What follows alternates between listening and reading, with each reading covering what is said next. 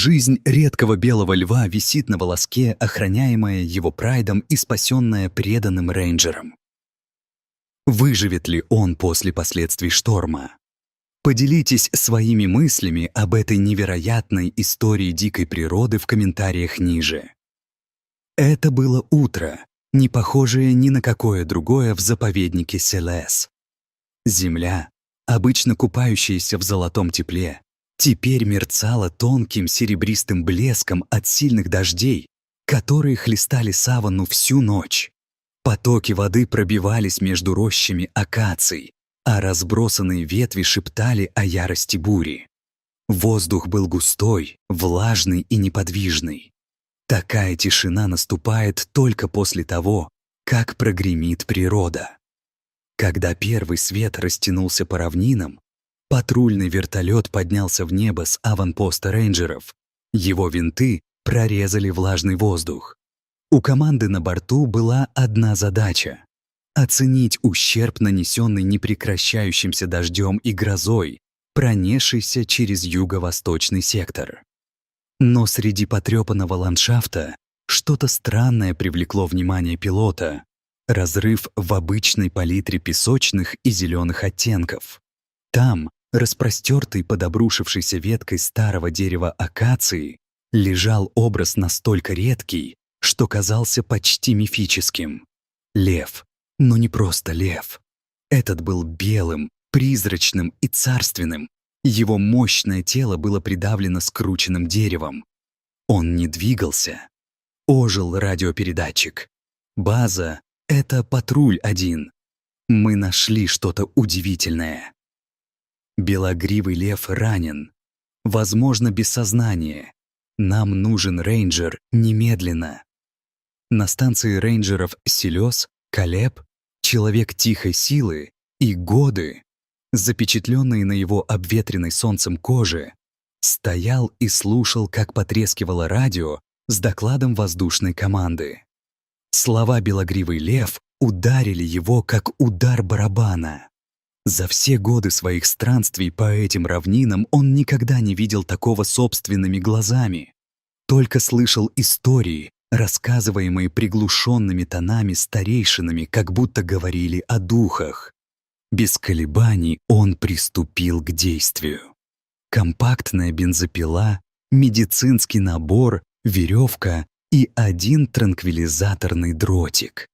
Инструменты его ремесла, подготовленные не только с чувством долга, но и с благоговением.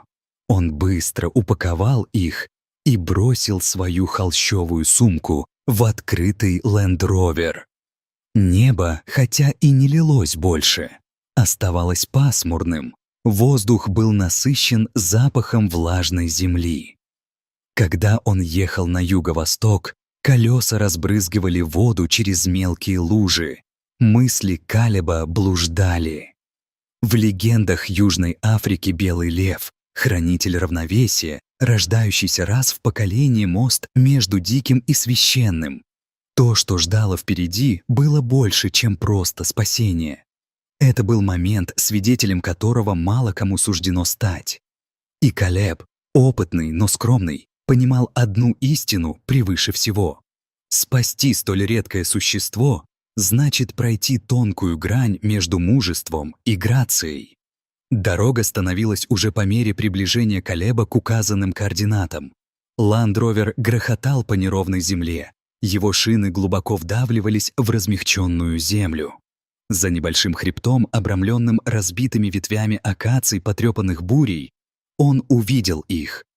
Прайд, один самец с темной от влаги гревой, стоял прямо впереди.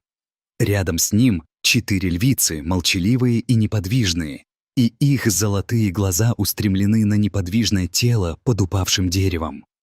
И там, частично скрытый запутанными ветвями, лежал белый лев. Его могучее тело безжизненно, дыхание поверхностное, слоновая кость меха, испачкана грязью. Калеб остановил машину и медленно вышел. Его ботинки утонули во влажной земле. Он держал руки опущенными, его движения были обдуманными, Эти львы, он знал, не были агрессивными. Они были стражами, а не нападающими. И все же они наблюдали. За все свои годы Калеб никогда не видел ничего подобного. Дикий прайд, держащий позицию вокруг раненого самца, который не был одним из их собственных. Не по крови, возможно, даже не по территории. Но вот они стояли плечом к плечу, как бы говоря: «Еще нет, не без него». Порыв ветра всколыхнул листья. Одна из львиц повернула голову к Калебу, глаза острые, но нечитаемые. Молодой самец издал низкий выдох ни предупреждения, ни приветствия. Калеб опустился на колени рядом со своей сумкой и прошептал себе: «Я буду двигаться медленно, старина. Обещаю тебе, что спасение начнется здесь с уважения, а не с силы». Сердце Калеба стучало в груди, но его руки оставались устойчивыми. Когда он опустился на колени рядом с белым львом, он осторожно протянул руку, чтобы проверить жизненные показатели животного. Пульс слабо трепетал под его пальцами, но именно нога действительно вызывала у него беспокойство. Она была сильно придавлена под упавшей акацией. Массивный ствол давил на нее с неумолимой силой. Дыхание льва было поверхностным. Его тело — холодным от сырости, промокшей от дождя земли. Калеб быстро принял решение. Пока никакой седации. Присутствие прайда, стоящего на страже поблизости, заставляло его остерегаться любых внезапных движений, которые могли бы спровоцировать их. Ближайшая к нему львица наблюдала с интенсивным фокусом. Ее золотые глаза не моргали. Мышцы под ее мехом напряглись с осторожностью. Калеб знал, что любое беспокойство могло нарушить хрупкое равновесие момента. Преданность прайда своим была очевидна. Никаких признаков агрессии пока, но это был лишь хрупкий мир. Медленно он начал очищать ветви, захватившие ногу льва. Каждое движение медленное и обдуманное, его внимание никогда не отрывалось от прайда. Они были неподвижны, но они были там, и он мог чувствовать вес их взглядов. Мягкий рык одной из львиц, едва слышимый, заставил Калеба остановиться. Она шагнула вперед, колеблясь всего мгновение, прежде чем снова отступить. Это был тест, возможно, предупреждение, но не нападение. Он сделал вдох и уверенными руками потянулся за своей компактной бензопилой. Гул пилы наполнил воздух, когда он начал врезаться в ствол. Бензопила застряла. Калеб выругался под нос, но не колебался. Быстрым движением он схватил лом из своего набора, вклинивая его в основание дерева. То, что казалось вечностью, он напрягался против дерева. Мышцы ныли, прежде чем наконец почувствовать, что ствол сдвинулся достаточно. С треском давление на ногу льва было снято. Калеб быстро распылил антисептик на рану, обернув ее марлей. Лев шевельнулся, его глаза дрогнули, открываясь золотые и интенсивные. Они встретились с глазами Калеба, глубокое безмолвное общение прошло между ними. Дыхание льва стабилизировалось, но Калеб знал, что это было далеко не конец. Он принял решение. Путешествие на ветеринарную станцию должно было начаться сейчас. Со всей своей силой и заботой Калеб вызвал команду спасения. Когда Калеб закончил свою работу, тишина саванны, казалось, углубилась. Воздух был тяжелым от прайд, до сих пор стоявший неподвижно, как статуи, начал шевелиться. Сначала это был тонкий сдвиг. Одна из львиц шагнула вперед. Ее золотые глаза никогда не покидали Калеба. Ее движения были размеренными. почти колеблющимися, как будто она рассматривала каждое его действие. Затем с мягким толчком она нежно коснулась морды белого льва.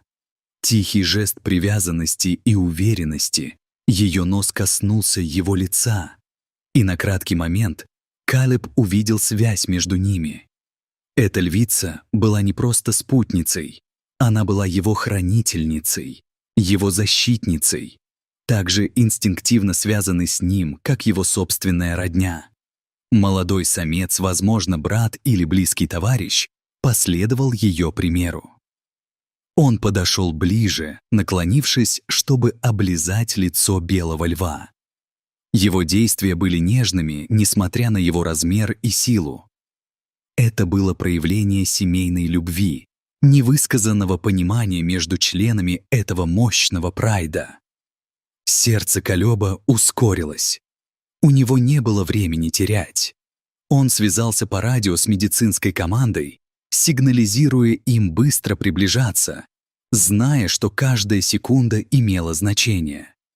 Время уходило, но было странное чувство спокойствия, которое установилось над сценой.